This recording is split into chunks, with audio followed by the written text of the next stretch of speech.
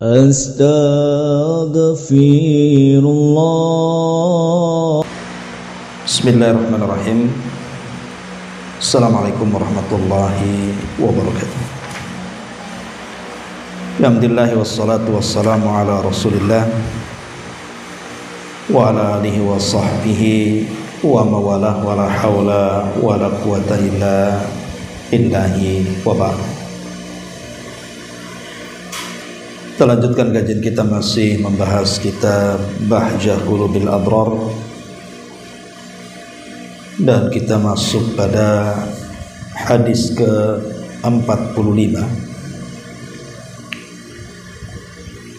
Baik, kita baca hadisnya baru kita jelaskan.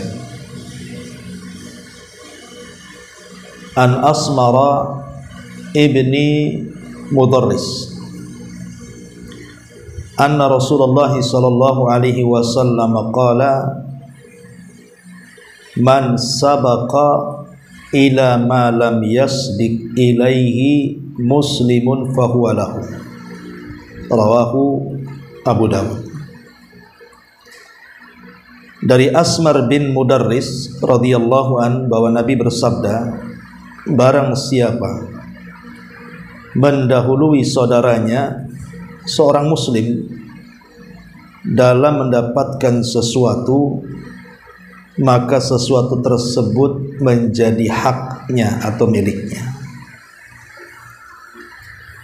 Inilah diantara kalam Nabi SAW yang singkat tetapi padat dengan makna.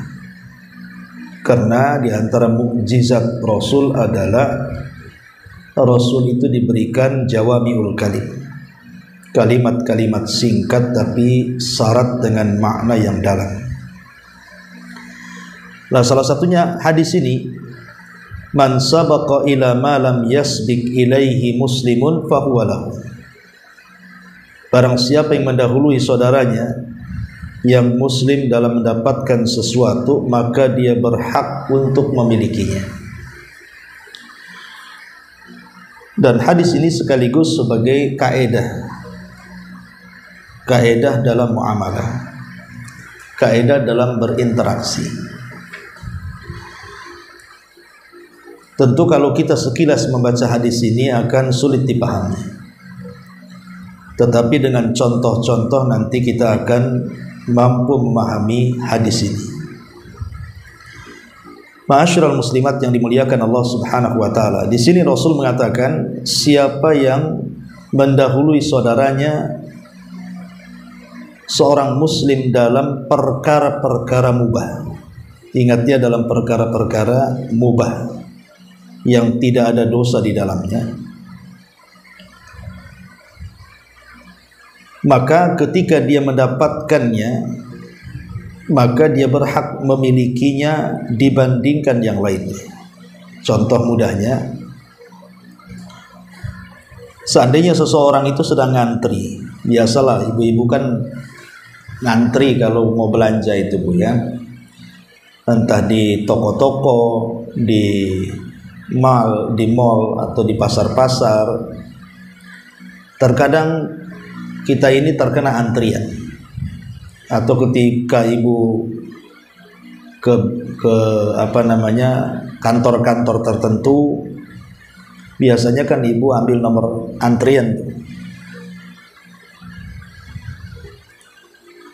Maka siapa yang berhak dahulu dipanggil,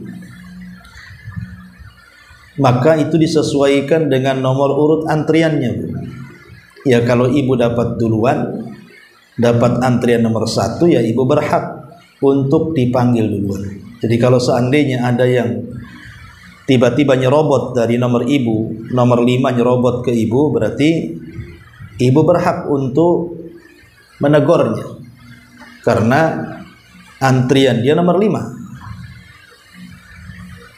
Berdasarkan hadis ini, man sabaqa ila ma lam yasbiq ilaihi muslimun fahuwa lahu. Maka barang siapa yang mendahului saudaranya seorang muslim dalam perkara-perkara mubah, maka dia berhak untuk mendapatkannya. Jadi kalau ibu lagi ngantri, sekali lagi kebetulan ibu paling belakang, ya tidak bisa ibu nyerobot ke depan.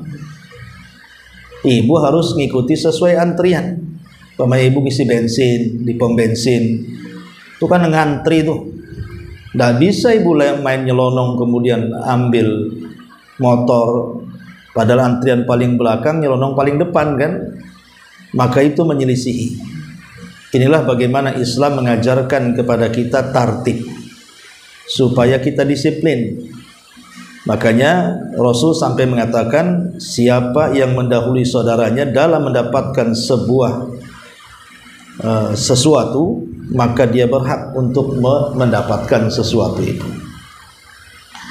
Ma'asyiral muslimat yang dimuliakan Allah Subhanahu wa taala.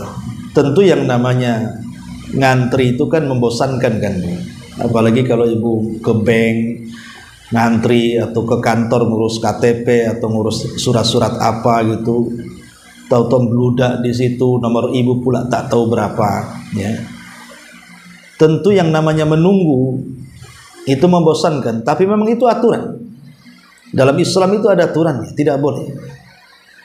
Karena kalau ibu nyerobot hak orang lain, ibu berdosa karena melanggar hadis ini.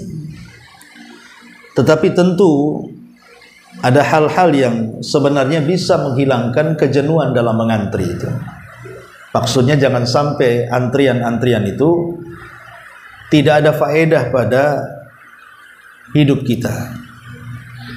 Ibu bisa melakukan hal-hal yang bermanfaat ketika mengantri. Contohnya umpamanya, anggap saja itu sebagai latihan untuk bersabar. Jadi dengan mengantri itu kita dilatih untuk bersabar. Karena biasanya ada orang-orang yang mungkin terburu-buru atau ada urusan di luar atau mungkin ya jenuh dan begitu seterusnya. Maka disinilah kita dilatih untuk menjaga emosi. Ini yang pertama. Artinya dalam mengantri itu ada pahala jadinya kita kan, karena kita dilatih untuk sabar jadinya. Dan pahala orang sabar ya luar biasa. Di mana Nabi SAW mengatakan, ajaban li amril mu'min fa inna amrahu kullahu khairun. Sungguh menakjubkan urusannya seorang mukmin itu, karena semua urusannya menjadi baik bagi dia. Jadi bagi seorang mukmin itu semua masalah itu menjadi baik. Tidak ada yang tidak baik bagi dia. Apakah dia ditimpa musibah, apakah dia diberikan nikmat, bagi seorang mukmin itu semua baik. Makanya Rasulullah SAW mengatakan, wa laisa dzaka illa lil mu'min. In asabathu sarra'u syakara fakana khairan lahu, wa idza asabathu dharra sabara fakanat khairan lahu. Kata Nabi SAW, kalau dia ditimpa kesenangan, maka dia bersyukur, dan syukur itu lebih baik bagi dia. Tapi kalau ditimpa madarat, maka dia bersabar, dan sabar itu lebih baik bagi dia. Dan itu tidak didapati kecuali bagi seorang mukmin, kata Nabi. Maka jadikan antrian itu, Bu, kalau kita memang pas pula antriannya paling belakang, terkadang harus menunggu berjam-jam, maka jadikan itu bagian daripada kesabaran kita. Ini yang pertama. Kemudian yang kedua, ibu bisa memanfaatkan waktu menunggu itu dengan memperbanyak tabungan akhirat, Bu. Entah ibu bisa berzikir atau membaca Quran yang dihafal. Apalagi sekarang kan sudah ada media, masing-masing ibu pasti bawa handphone, ya. Jadi ibu bisa menghabiskan waktu mengantri itu dengan melihat handphone, membaca Quran yang ada di handphone, berzikir, atau mendengarkan dakwah gitu ya, kajian-kajian, pakai handset dan begitu seterusnya. Intinya bahwa ngantri itu bisa jadi pahala. Yang tadinya perkara mubah jadi pahala tuh, Bu. Contoh ibu ngurus KTP nih ke Disduk. Kita tahu lah di kantor Disduk itu kan bejubel-jubel tuh orang tuh. Sementara ibu gilirannya pula paling belakang. Udah pasti nih bisa jam, 2 jam, 3 jam nih, ya. Maka dalam duduk menanti itu kan ibu bisa tuh menghabiskan dengan berzikir, baca Quran atau mendengar kajian dan begitu seterusnya. Jadi jangan sia-siakan waktu, artinya manfaatkan waktu ketika menunggu. Kemudian yang ketiga, ingat bahwa aturan-aturan yang dibuat manusia, walaupun memang tidak ada dalilnya dari Quran dan Sunnah, seperti lampu merah itu kan tidak ada dalilnya. Bahwa Quran mengatakan kalau lampunya merah berhenti, tidak ada ayatnya. Ataupun hadis Rasul mengatakan kalau lampu merah nyala maka tidak boleh berjalan, tidak ada riwayatnya. Tapi aturan-aturan itu kan membawa maslahat, Bu. Membawa maslahat. Makanya walaupun aturan itu tidak tercantum dalam Quran dan Sunnah, tetapi memiliki maslahat bagi kehidupan kita, maka terkadang aturan itu pun harus ditaati. Ya, termasuk juga dalam mengantri. Maka harus tertib, menunggu giliran kan, Bu ya.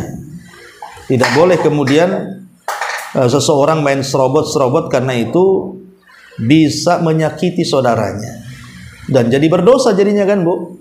Seandainya ibu nomor urut ke-10 tiba-tiba nyerobot kedua, itu nomor 2 itu nanti bisa sakit hati tuh, merasa terzolimi jadinya kan. Maka jangan sampai menzolimi orang.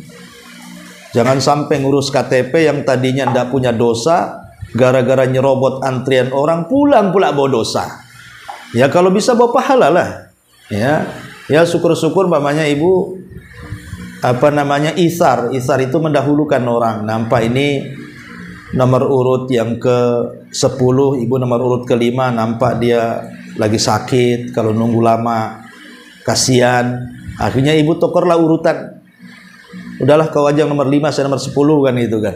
Itu lebih bagus lagi, Bu. Ya, artinya kan kita bisa menolong orang. Menyenangkan orang itu seutama-utama amal tuh. Nabi SAW mengatakan sururun tudkhiluhu ala qalbil muslim. Menanamkan kebahagiaan kepada hati seorang mukmin itu adalah amal yang sangat dicintai Allah Subhanahu wa taala. Ya. Kemudian juga ketika proses menunggu itu, Bu, memang saya katakan tadi memang membosankan, ya, membosankan. Tetapi sekali lagi banyak amalan-amalan yang kita bisa lakukan. Karena begini, Bu, walaupun seandainya ibu ini orang kaya, yang ngantri ini orang miskin, ibu ini pejabat, yang ngantri ini rakyat, kan itu kan. Justru dengan sama-sama antri itu, mau tidak mau ibu itu dirontokkan kesombongannya, dihilangkan kesombongannya, dan ibu menjadi orang yang rendah hati, mau mengantri gitu ya, mau sama-sama, ya bahasa istilahnya itu ya, berdiri sama tinggi, duduk sama rendah. Jadi bisa itu menghilangkan kesombongan tuh. Karena rupanya sama saja, Anda mau pejabat, Anda mau orang kaya, Anda mau orang susah, Anda mau rakyat, tetap ya aturan berlaku, harus ngantri. Ya, bukan karena merasa pejabat langsung kemudian dapat VIP langsung dikedepankan, ini zalim, tidak boleh. Dan itu kan memang kadang-kadang inilah akhlak buruknya para pejabat kita ini. Ya tentu oknum lah, kadang-kadang kan merasa dia pejabat, punya titel, punya pangkat, tidak mau ngantri dia. Kadang-kadang dia minta kepada satpam itu kalau bisa saya paling depan. Kemudian dikeluarkan ID card-nya atau apanya kan. Satpam ketakutan, akhirnya menzolimi orang jadinya. Ya. Jadi kaidah ini berlaku supaya muamalah kita baik. Makanya Nabi SAW di sini memberikan aturan kepada kita. Kata Nabi SAW, man sabaqa ila ma lam yasbik bihi muslimun fahuwa lahu. Maka barang siapa yang mendahului saudaranya muslim dalam mendapatkan sesuatu, maka sesuatu itu menjadi hak milik dia. Ma'asyiral muslimat yang dimuliakan Allah Subhanahu wa taala. Atau mungkin ini juga banyak kasus di masjid nih. Banyak kasus sekali di masjid, tentu bagi jemaah yang tidak paham, atau kadang-kadang imamnya pula tidak paham, ya. Apa itu? Mengusir anak-anak. Mengusir anak-anak gitu ya. Jadi Syekh Shalih Al-Utsaimin rahimahullahu taala pernah ditanya, tentang apakah boleh bagi seseorang imam ataupun jemaah yang di masjid mengusir anak kecil yang boleh jadi mungkin belum balik, tapi dia mendahului orang masuk masjid. Jadi yang bapak-bapak itu masbuk, mungkin telat datangnya, anak-anak pula duluan masuk ke masjid. Dia dapat saf pertama pula tuh si anak tuh. Anggap saja usianya 7 tahun atau 6 tahun atau 5 tahun kan itu ya. Maka kalau seandainya anak ini dia mendahului bapak-bapak ke masjid, kemudian mendapatkan saf pertama, tidak boleh diusir. Saya banyak melihat di masjid-masjid ini kadang-kadang apa mereka tidak paham hukum, kadang-kadang kan nanti anak-anak itu mereka sudah berjejer di depan itu diusir itu. Justru ditarik, disuruh di saf paling belakang pula tuh, padahal dia duluan masuk itu kan. Ini nggak paham orang ini, nggak paham adab. Ya. Yang lebih parahnya pula imamnya pula yang usir itu. Imamnya sini ke belakang kamu katanya. Lah kok imamnya malah? Nah, nggak boleh, ini menyelisih hadis ini. Ya, makanya Nabi SAW mengatakan man sabaqa ila ma lam yasbiq bihi muslimun fahuwa lahu. Kalau anak itu mendahului bapak-bapak, dia mendapatkan saf pertama, dia berhak untuk saf pertama itu. Tidak boleh diusir, tidak boleh ditarik ke belakang. Ya, karena apalagi dengan cara kasar, kadang-kadang saya lihat itu kan sampai dimaki-makinya anak-anak itu suruh ke belakang. Itu kan menjadikan psikologi anak ini bisa berubah tuh. Bahkan Syekh Utsaimin mengatakan kalaupun harus ditegur, umpamanya ada anak-anak nakal nih, sebaiknya yang ditegur bukan anak-anaknya. Anak-anak itu tidak berakal. Anak usia 5 tahun jerat-jerit, anak usia 4 tahun itu kan nggak berakal. Walaupun kita jewer hari ini, besok nakal lagi. Ya. Maka kata Syekh Utsaimin, sebaiknya yang ditegur itu walinya, orang tuanya. Tanya ini anak siapa? Oh, anak Ibu Mimin namanya kan. Kasih tahu Ibu Miminnya tuh. Bu, itu anak ibu nampaknya kurang bagus, ke masjid ribut, ganggu orang sholat kan itu. Bisa nggak? Ya kalau bisa jangan tahan dulu, ditarbiyah dulu. Begitu. Ya. Sebab kalau nasihat itu kepada orang tuanya, pasti orang tuanya akan menasihati anaknya. Loh kalau anak ditegur, mana paham anak itu? Ya. Lah, kemudian Syekh mengatakan kecuali kalau seandainya anak yang duluan itu dia main-main. Nah, itu lain ceritanya. Kan ada anak-anak itu yang nurut gitu ya, Bu ya. Kalau anak-anak itu nurut, kemudian dia duluan ke masjid, kemudian di saf pertama, walaupun dia tidak sholat, ya mungkin gerakannya asal-asalan, namanya anak-anak tak paham sholat, maka biarkan saja, itu layaknya tiang. Ya seperti tiang kalau kita sholat, di samping kita ada tiang, apa tiang itu rusuh? Kan enggak, tiang kan diam saja. Maka tidak ada masalah. Lain kalau anak itu ribut, ya mungkin anak itu suka teriak-teriak atau mungkin dorong-dorong orang dan begitu seterusnya. Maka kalau yang seperti ini ya supaya tidak mengganggu orang sholat, ya tidak apa-apa lah ditarik ke belakang. Kemudian setelah itu walinya dinasihati. Tapi kalau anak itu anak soleh, anak baik, diam saja, maka masuk pada hadis ini. Imam tidak boleh mengusir. Ya. Kalau seandainya ada hadis Nabi SAW, liyaliyani minkum ulil alhami wan nuha.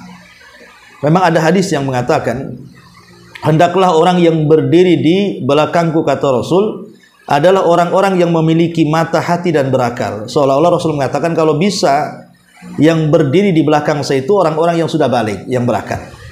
Tapi ini kan bukan larangan anak kecil itu ada di depan. Rasul hanya menganjurkan kalau bisa orang yang berakal. Lah orang yang berakalnya datang belakangan, cemana pula kan begitu. Yang datang duluan pula anak-anak kan itu. Maka kalau itu yang terjadi, biarkan anak-anak itu di depan. Kalau dia tidak mengacau ya. Karena itu masuk pada hadis Nabi SAW, man sabaqa ma lam yasbiq ilaihi muslimun fahuwa lahu. Ya, barang siapa yang mendahului saudaranya muslim dalam mendapatkan sesuatu, maka sesuatu tersebut menjadi milik dia. Ini kaidah masalahnya. Ya. Taib, masyarul muslimat yang dimuliakan Allah Azza wa Jalla, kita luaskan lagi contoh-contohnya. Umpamanya kita cerita tentang kebun ataupun sawah. Kalau seandainya sawah itu dialiri dari aliran sungai, kita tahu bahwa sungai itu tidak ada yang memiliki. Itu kan milik Allah namanya sungai kan, Bu. Ya. Sementara sawah kan banyak tuh. Siapa yang berhak untuk dialiri pertama dari sawah dari sungai itu? Maka ulama mengatakan yang lebih tinggi tempatnya. Jadi kalau memang berjenjang sawah itu, maka yang lebih tinggi yang berhak untuk dialiri. Karena biasanya kalau yang lebih tinggi setelah dia penuh, maka dia akan meluber ke yang di bawahnya, kemudian yang di bawahnya, dan begitu seterusnya. Ya.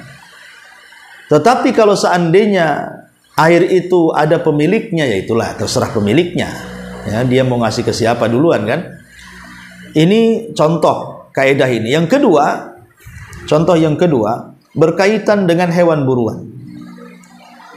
Baik di daratan maupun di lautan. Seperti di lautan ya ikan-ikan, di daratan seperti di hutan gitu ya.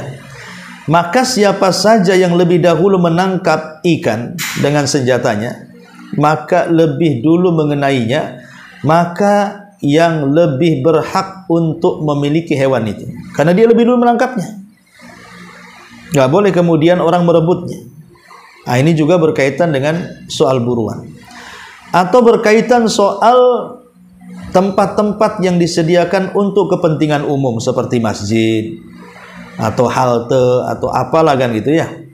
Maka tidak boleh seseorang menyuruh orang lain untuk berdiri setelah dia duduk, atau setelah dia duduk tiba-tiba kemudian dia ingin ke toilet, kemudian balik lagi ke tempat duduknya, maka dia berhak karena dia duluan di situ. Cuman dia pergi dulu ke toilet namanya kan. Karena Nabi SAW mengatakan la yuqimur rajul ar-rajula min majlisihi thumma yajlisu fihi walakin tafassahu wa tawassau. Tidak boleh seseorang menyuruh orang lain berdiri di tempat duduknya, kemudian dia duduk pula lah di situ. Akan tetapi hendaklah kalian memberikan kelonggaran dan keluasan. Nah, ini contohnya kan. Nah, mendahulukan orang lain karena dia berhak di situ, dia duluan. Ya. Atau yang berkaitan dengan harta-harta yang diwakafkan, baik berupa tanah, rumah, atau barang-barang lainnya yang dapat dimanfaatkan, ya, dan sudah diwakafkan. Contoh umpamanya ibu membuat rumah-rumah singgah, rumah-rumah untuk para musafir, ya. Maka siapa dulu orang miskin yang menempati, maka dia berhak. Tidak boleh kemudian kita mengusirnya. Walaupun tiba-tiba ada orang miskin, rupanya ada kerabatnya. Oh, tidak bisa. Walaupun itu kerabatnya, kalau sudah didahului orang lain, maka tidak berhak untuk dibatalkannya. Jadi itu bagian daripada kaidah man sabaqa ila ma lam yasbiq ilaihi muslimun fahuwa lahu. Kemudian contoh yang lain berkaitan dengan lahan mati, Bu. Jadi kalau seandainya nih pemerintah itu ada lahan mati yang belum dikelola pemerintah, entah berupa hutan lindung gitu ya. Jadi pemerintah itu belum ada niat untuk membangun sesuatu di situ. Kemudian oleh orang kampung dimanfaatkanlah lahan pemerintah itu. Dicangkulinya sama dia, akhirnya kemudian dibersihkan sama dia, mulailah ditanam sayuran, ditanam pohon buah-buahan, akhirnya kemudian menghasilkan. Maka siapa yang pertama kali menghidupkan lahan itu, maka dia berhak untuk mengambil hasilnya. Dan orang lain tidak boleh menyerobotnya. Ya. Karena Nabi yang mengatakan man ahya ardan maitatan fahuwa lahu. Barang siapa yang menghidupkan lahan mati, maka lahan itu berhak untuk dinikmati hasilnya oleh orang yang pertama kali menghidupkannya. Nah, ini juga masuk dalam kaidah man sabaqa ila ma lam yasbiq bihi muslim fahuwa lahu. Barang siapa yang mendahului saudaranya muslim dalam mendapatkan sesuatu, maka dia berhak memilikinya. Atau contoh umpamanya seseorang laki-laki yang melamar. Umpamanya ada seorang wanita dilamar oleh laki-laki. Artinya baru sebatas khitbah. dipinang bahasanya ya, belum betul-betul diakad nikahkan, hanya dipinang saja. Dan itu kan umumnya memang begitu tradisi di kita kan. Sebelum pernikahan nanti calon mempelai laki-laki datang ke perempuan, ya kalau orang-orang awam mungkin tukar cincin gitu ya. Kalau kita kan tidak boleh, apalagi cincin emas dipakai laki-laki kan tidak boleh, haram ya. Anggaplah kita meminang, artinya mengikat supaya si wanitanya tidak kawin dengan orang lain karena sudah diikat, sudah ada yang minang gitu ya.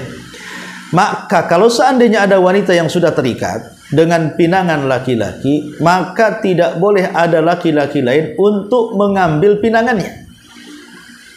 Nggak boleh. Karena Rasul mengatakan la yakhtub ba'dukum ala khitbati akhi hatta yatrukal khatib qablahu aw ya'dan lahul khatib.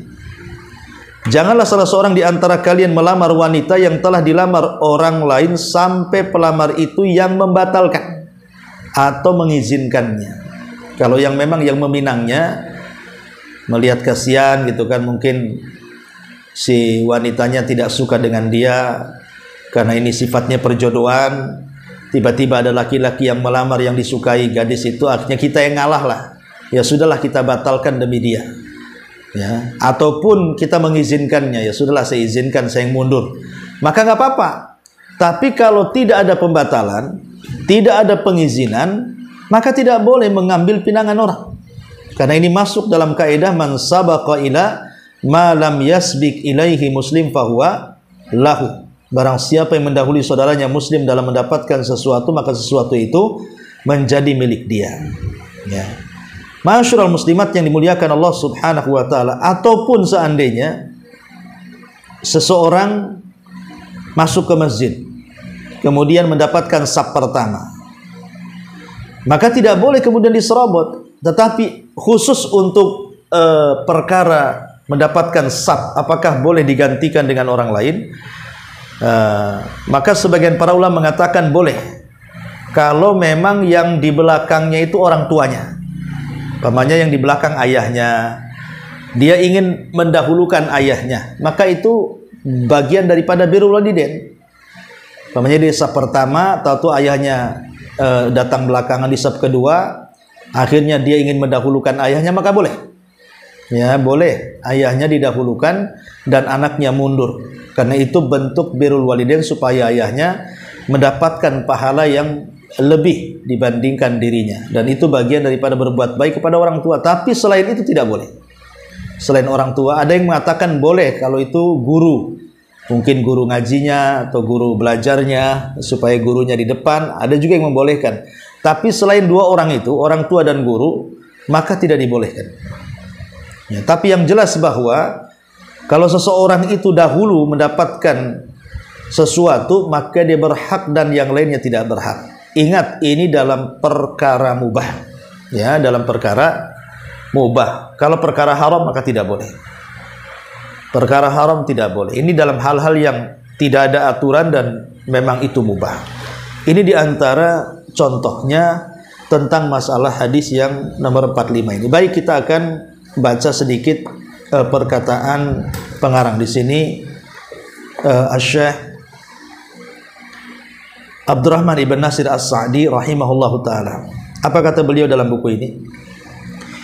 Termasuk dalam makna hadis ini, mendahului orang lain dalam seluruh perkara mubah yang belum dimiliki oleh seseorang dan belum dikhususkan bagi orang tertentu, sehingga termasuk di dalamnya mendahului orang lain dalam menghidupkan kembali tanah kosong yang tidak termanfaatkan, yang sudah mati dan tidak berpenghuni. Maka barang siapa lebih dahulu melakukannya dengan mengeluarkan air atau mengalirkannya ke tanah tersebut, atau membangunnya atau menanamnya, maka tanah itu menjadi miliknya. Tidaklah mungkin dia bisa memilikinya tanpa menghidupkan terlebih dahulu. Artinya dia tidak bisa mengklaim ini kebun saya, ini tanah saya, kalau dia tidak ngapa-ngapain di situ. Kecuali ada bukti dia nanam sesuatu di situ, mengaliri air di situ, atau membangun sesuatu di situ, maka dia berhak di situ. Tapi ingat sekali lagi, tanah ini tanah pemerintah yang tidak ada pemiliknya. ya pemiliknya pemerintah, di mana semua orang berhak untuk memanfaatkannya. Tapi kalau pemerintah nanti satu hari membutuhkannya, ya kita kembalikan kepada pemerintah. Kemudian kata beliau, akan tetapi jika penguasa pemerintah atau yang mewakilinya telah membebaskan tanah tersebut atau tanah itu pada awalnya membantu dan mati, tidak ada yang menghidupkannya, dia lebih berhak atas tanah tersebut namun bukan sebagai pemilik. Ingatnya, bukan sebagai pemilik, hanya sekedar pemanfaatan saja. Jika ada pengawas lingkungan yang mendapatkannya, boleh dikatakan padanya, Anda boleh memakmurkan tanah ini atau Anda boleh melepaskan tanah ini. Ini diantara contohnya dan tadi sudah disebutkan. Kemudian juga termasuk makna hadis ini pula mendahului orang lain dalam berburu hewan-hewan di daratan maupun di lautan, menemukan barang tambang yang tersembunyi maupun yang tidak mengalir. Jadi kalau seandainya ibu menggali kebun, tiba-tiba kemudian ada bahan tambang di situ, ya, maka ibu berhak mendapatkannya karena ibu yang pertama menemukannya, kan? Kecuali kalau di tanah orang, gitu ya, maksudnya di tanah sendiri, maka tidak ada yang boleh mengklaimnya. Demikian pula seseorang kalau berburu seperti saya contohkan tadi, dia yang menangkap, maka dia berhak untuk memilikinya. Kemudian kata beliau, demikian juga mendahului orang lain dalam tempat duduk, di masjid, di sekolah, di pasar, ya, selama tempat itu tidak disiapkan atau disiapkan untuk orang tertentu, maka dia duduk di situ, dia berhak. Kecuali kalau seandainya di sebuah acara, Bu, ya, memang di depan itu kan ada kursi-kursi tertentu, ini untuk pejabat ini untuk Pak RT, Pak RW, Pak Lurah, Pak Camat. Nah, kalau sudah ditandai, ya ibu jangan dulu di situ, ya. Kalau memang sudah ditandai. Tapi kalau memang kursi-kursi itu tidak ditandai, kemudian ibu duduk sembarang tempat, maka ibu berhak dengan kursi itu. Orang lain tidak berhak mengusir ibu, ya, karena hadis ini, ya, hadis yang kita baca ini.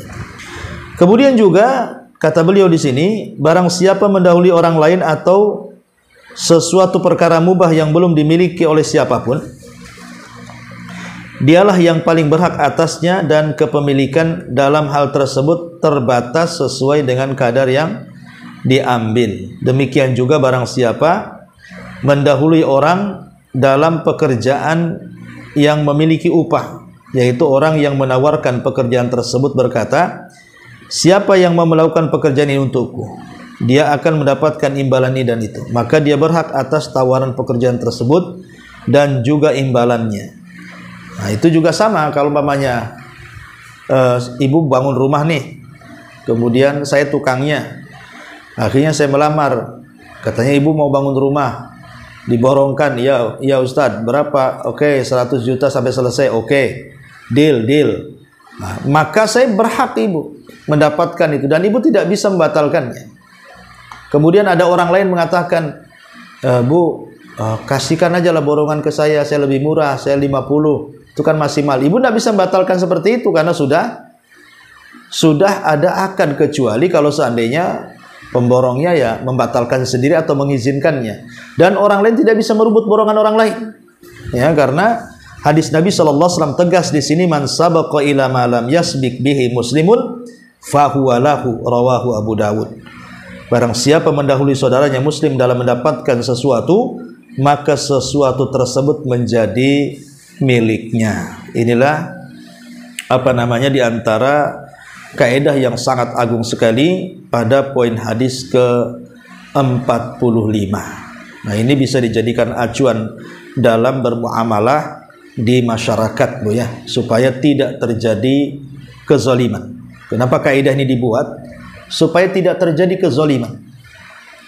Karena bagaimanapun syariat Islam itu sangat melarang perbuatan zalim. Allah Subhanahu wa taala berfirman dalam hadis qudsi itu, inni haramtu dzulma ala nafsi wa ja'altuhu bainakum muharraman fala tadzalamu. Aku haramkan kezaliman itu mengenai diriku, dan kuharamkan juga kezaliman itu di antara kalian, maka jangan kalian saling menzalimi. Jadi kaidah ini mengajarkan kita untuk tidak berbuat zalim. Yang kedua, kaidah ini mengajarkan kepada kita untuk menyenangkan orang. Seperti contoh tadi ketika mengantri, jangan menyerobot, nanti orang itu sedih. Udah capek-capek nunggu diserobot orang kan gitu ya. Ya. Kemudian juga kaidah ini mengajarkan kepada kita supaya kita tidak berlaku semena-mena, tidak sombong, tidak merasa tinggi, yang lain rendah gitu ya. Karena kalau sudah mengantri ataupun orang dulu yang mendapatkannya, ya sudah dia berhak untuk itu. Jadi di sini mengajarkan akhlak yang sangat mulia sekali yang diajarkan Nabi sallallahu alaihi wasallam.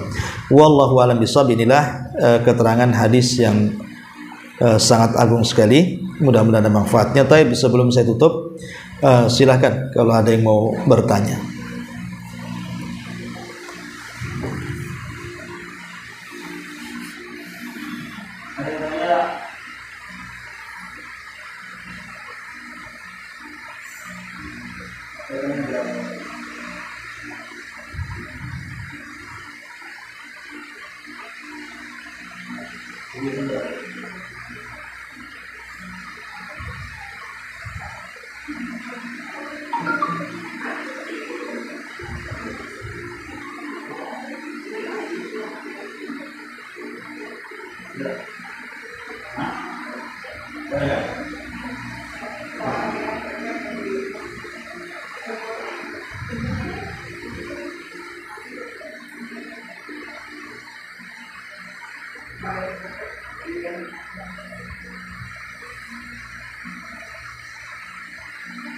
Ada satu Ustaz. Ya.